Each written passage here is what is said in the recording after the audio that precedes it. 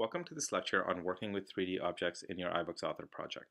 iBooks Author includes a 3D object widget that lets you add 3D objects that can be manipulated by your readers. So let's go ahead and see how this works. I'm going to go to our tourism section, and there's a list of the famous buildings in New York City. And probably the most famous building in New York City would be the Empire State Building. So I'm going to include a 3D model of that building in my iBooks Author book. The way that I can do that is by going to our Widgets menu and selecting 3D, and it'll drop in a placeholder widget for a 3D object. Now this is very similar to the way that all the other widgets in iBooks Author work. You can again go back to the Insert menu, go to Widget, and you can select 3D from there, or you can actually take a supported 3D file and drop it directly onto the iBooks Author page, and it'll create the widget for you. In my case, since I already have the placeholder widget there, I'm just going to take this 3D file from our exercise folder, which is the widget 3D folder, and just drop it in. And in this case, it's actually telling me that this particular 3D model might not perform well on an iPad because it has too many polygons, or the textures are too large. So that's something that you probably want to pay attention to. In my case, I'm going to ignore this warning. If you're doing this for a book that you're planning on publishing to the bookstore, this is probably advice that you want to listen to. If somebody has an older iPad 2 that they're using to read your book, you don't want them to have a terrible experience when it comes to these 3D objects. So once we've added our 3D object, we can go back to the interaction pane in our widget inspector, and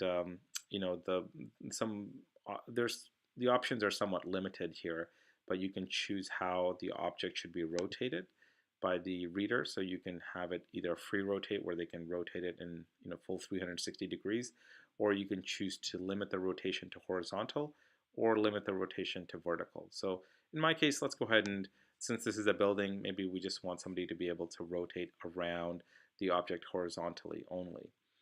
We can go to, oh, by the way, there was one last thing here that allows you to auto-rotate objects when they're idle. So I'll turn that on, and basically what that means is that when the reader goes to this page, the model will actually be automatically turning already. So it's sort of a visual cue that, hey, this is something that you can manipulate. Under layout, again, you can choose how this widget is laid out. It's very consistent with the other widgets as well. So you can choose to include titles and captions. And I can say 3D model of the Empire State Building. Okay, and at this point, I can go ahead and preview. So I'll again just preview current section only.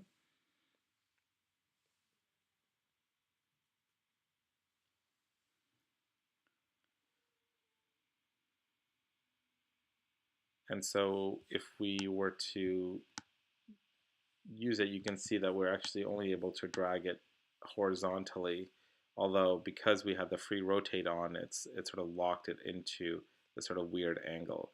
You can just click done. Again, you can manipulate it while it's on your page, but you can also either pinch and zoom, or you click this full screen button to go full screen with this 3D object. Okay, we'll go ahead and click done. Now there's a couple of things that I want to point out about working with 3D.